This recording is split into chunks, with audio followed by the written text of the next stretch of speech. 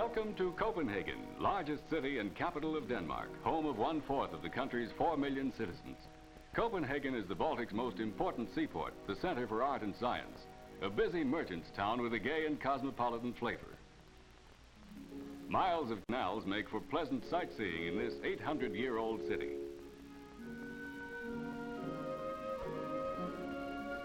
An ancient town, but modern too, you see. Copenhagen is a study in contrasts, particularly those of the old and the new. Near a modern housing unit, you may come upon cobbled streets lined with houses from the 17th and 18th centuries. It's a colorful city, why even the postmen are cheerfully clad in red.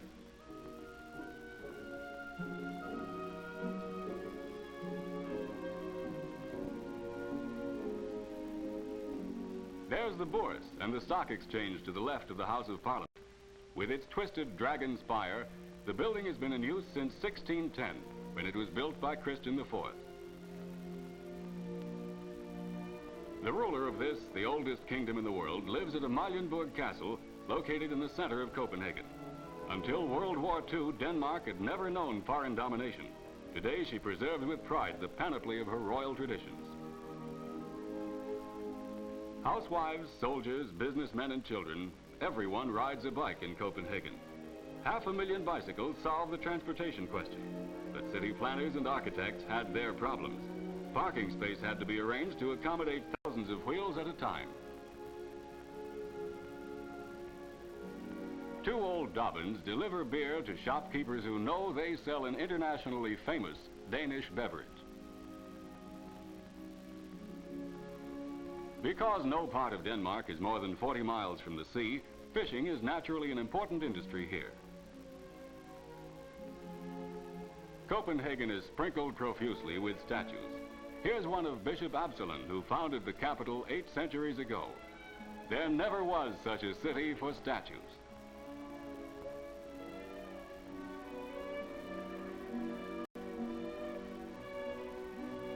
This fountain represents the legendary Gefion, who received permission to take as much of Sweden as she could plow in one day.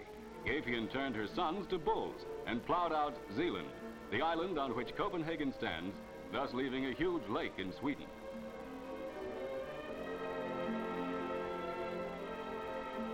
Scores of towers distinguish the city's skyline. The golden globe atop the copper spire of Our Savior's Church is the most imposing of these landmarks. Grundtvig Memorial Church is an astonishing structure of brick. Its beautiful lines suggest the pipes of a colossal organ. Though extremely modern, the style of the building was based on that of Denmark's old country churches.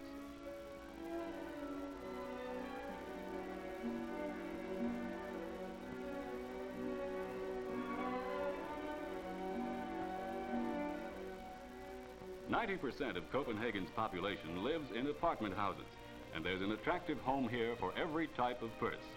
The newest buildings were designed carefully with the greatest amount of air, sunlight, and privacy in mind. Cooperatives and inexpensive municipally owned apartment dwellings are but a small part of Denmark's vast social welfare program. There are no slums in Copenhagen. The city widens out gracefully toward the residential sections, the parks, and playgrounds. On the outskirts are the garden colonies, where attractive detached houses are owned or rented by working men and their families. Here, everyone has a green thumb, and in summer, the gardens are overflowing with good things to see or to eat.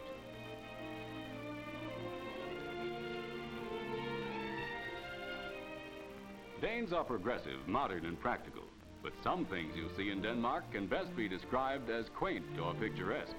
The familiar chimney sweep, even he on a bicycle, certainly makes a quaint picture as he pedals off to his next job.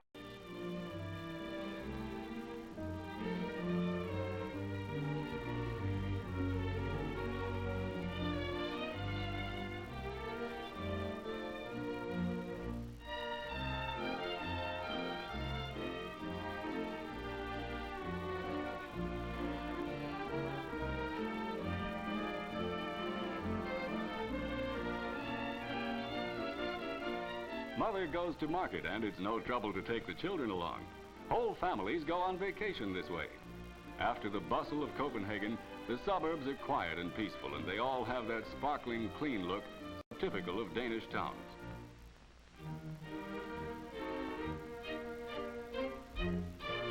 seem that postmen need not ring doorbells in Denmark. You can see them coming miles away in their dashing red coats.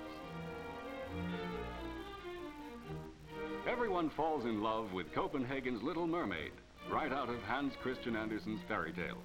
You'll pass her on the way north of the city to the beaches, to Denmark's Riviera. Swimming, yachting, and sailing are of course popular in a country so surrounded with water.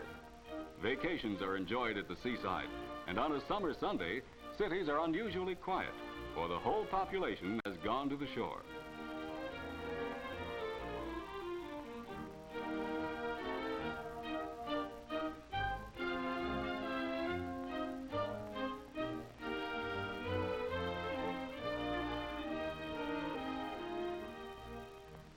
Just a few miles north of the capital is the Deer Park, a beechwood forest more extensive and beautiful than any other in Europe.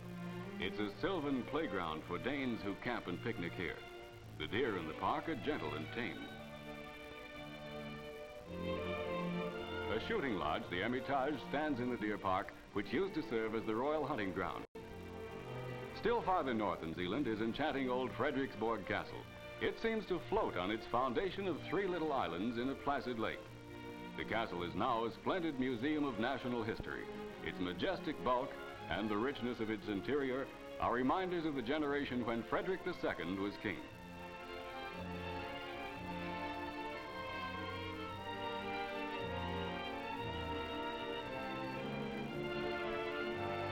And here with his son is Prince Knud, brother of the present King of Denmark, Frederick IX. Fredensborg Castle is a favorite with the royal family in summer. This fine palace was built in 1720 to commemorate the peace between Denmark and Sweden after long years of bitter war. Kronborg Castle at Elsinore was famous already in 1600 because a young author by the name of Shakespeare wrote a play called Hamlet. The original Hamlet was born years before the castle was built, but Shakespeare took the liberty of writing Kronborg into his drama. So today, the castle and Hamlet's grave stir the imagination of all visitors who have studied their English literature.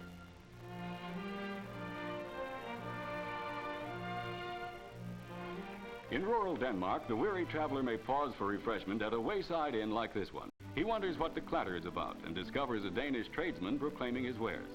And the neat little shops will lure him in. Perhaps he'll buy a piece of Denmark's famous silver.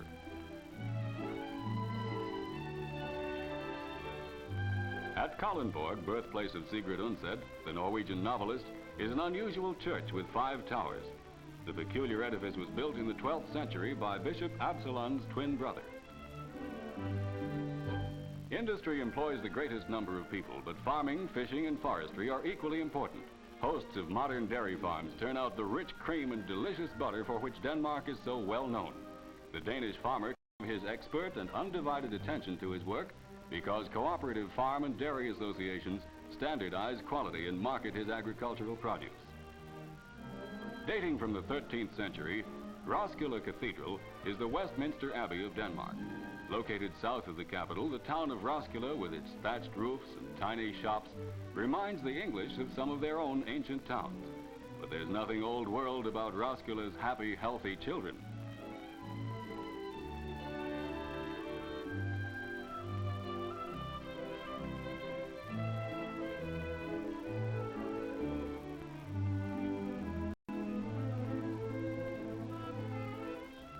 Every inch of fertile land outside the towns is under cultivation. But it's not just a farming country, it's a cooking one too. Whether in a restaurant, hotel, private home, or country inn, no one can resist the delicacies that issue from a Danish kitchen. There's the picturesque grace of antiquity in the little village of Køge on Zealand's west coast. Here in quaint 2-story dwellings with their heavy oak beams and leaded glass windows, men of importance lived 4 centuries ago. In some cases, descendants of the original owners live here today. Køge is a manufacturing town, and of course it has always been a fishing village.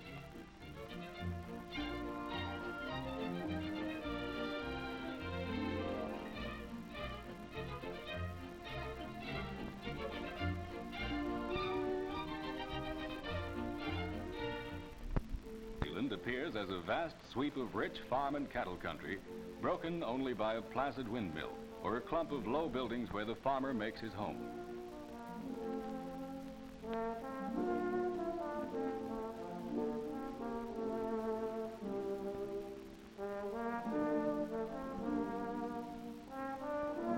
There are constant reminders that Denmark's history would fill 100 volumes.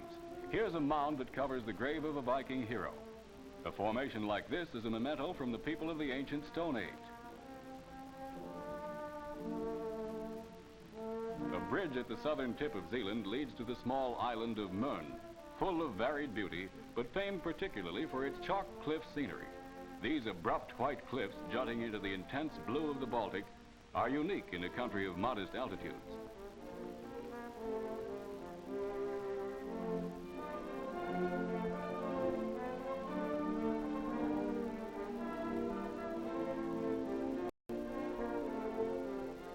An inexpensive source of fuel from this island is peat moss that is cut neatly in bricks for easy marketing. Beyond the cliffs, beyond the peat bogs on Møn, you find, of course, the green acres of the Danish farmer. Back in southern Zealand, you hurry to the Goose Tower in nearby Vordingborg.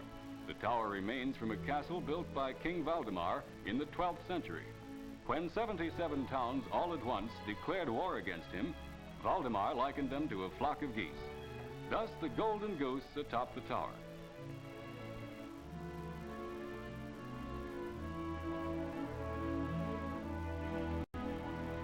Traveling west of Zealand, Fyn is second largest of the 500 islands which, with the peninsula of Jutland, make up Denmark.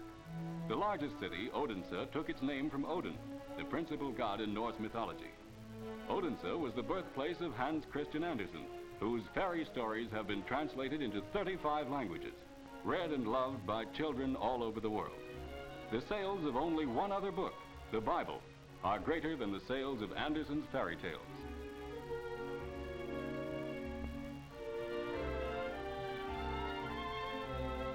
It was Denmark's children that inspired Andersen, but today he inspires young people in every continent.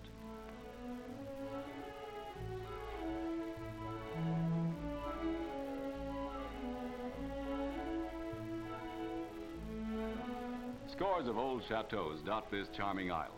In the southwest corner of Fyn is Kronborg, so beloved by painters that in recent years the group known as the Kronborg School has become quite famous. In the quaint, narrow streets of town, you pick the store where you wish to shop by the symbol that hangs over its door.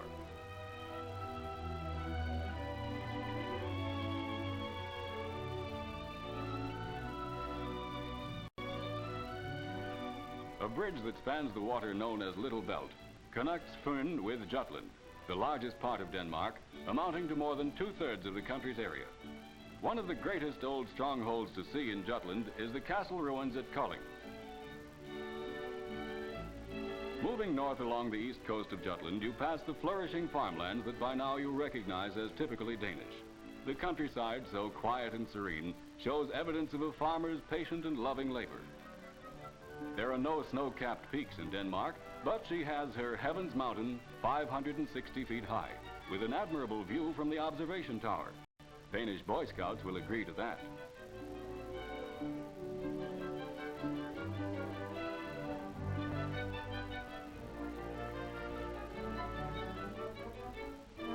Typical Denmark, the beautiful manor houses, some of which date back to the 14th century, and the old village churches with their familiar stepped gables.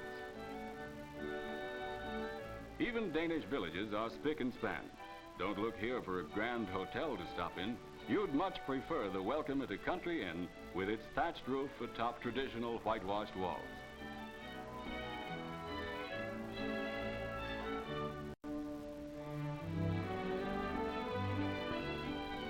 A reminder of World War II, not all the monuments in Denmark are old. Next to Copenhagen, Aarhus, the capital of Jutland, is the largest city in Denmark. Aarhus is a charming coastal town in a lovely setting of beech woods. But her main attraction is the Old Town, or Den Gamle By, a charming open-air museum. Here's a careful reconstruction of a Danish town of 300 years ago, composed of actual old houses with original furnishings preserved to delight the visitor. It's a real town with a residential section, an ancient marketplace, and the quaint shops of yesteryear.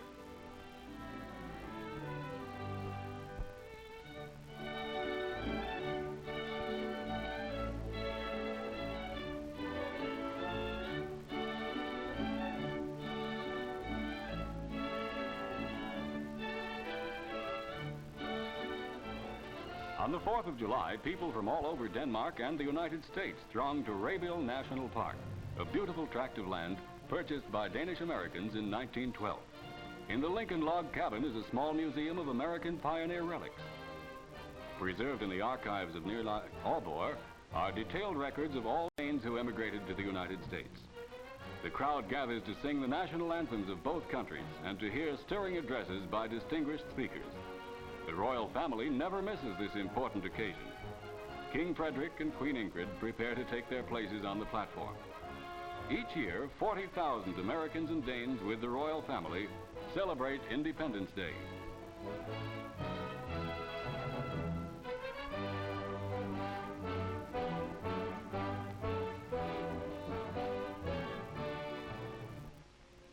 It's a simple matter to travel east to west across Denmark, which is about twice the size of the state of Massachusetts. It's a short trip from Rabiul Park to Viborg, county seat of Jutland, and location of an ancient cathedral the same age as Notre Dame in Paris.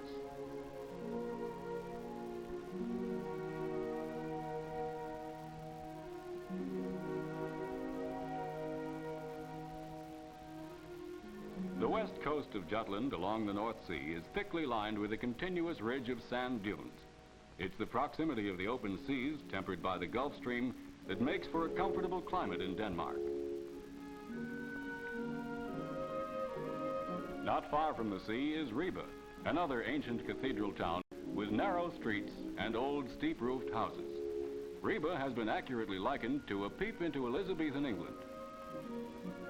A familiar sound in Denmark, the whirring wings of storks that flap the long way up from South Africa each summer. A nest built on a house is a symbol of peace to the family within, but these storks are veritable pole-sitters. An old couple teams up to prepare by hand their own knitting wool. Traditional handicrafts still flourish in Denmark.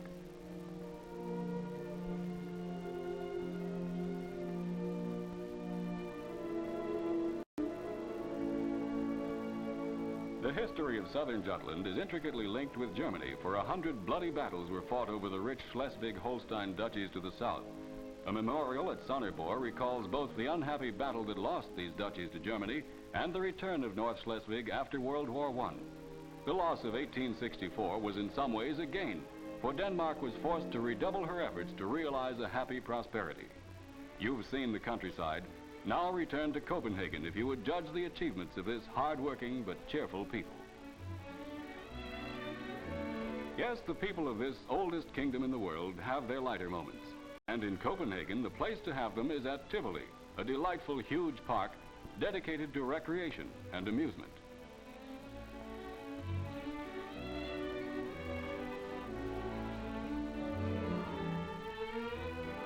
Surrounded by gardens, restaurants, and happy people, stands the statue of Tivoli's founder, Carstensen.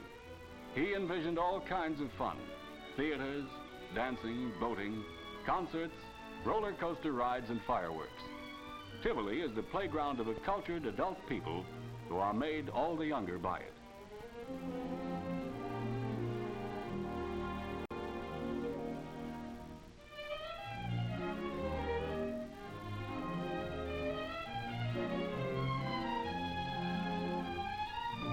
The tempo at Tivoli is gay but leisurely, as befits a country of so many traditions and with such a vast, ancient history. From morning to midnight, the fun continues in the enchanted garden of an enchanted city, Copenhagen, the capital of picturesque Denmark.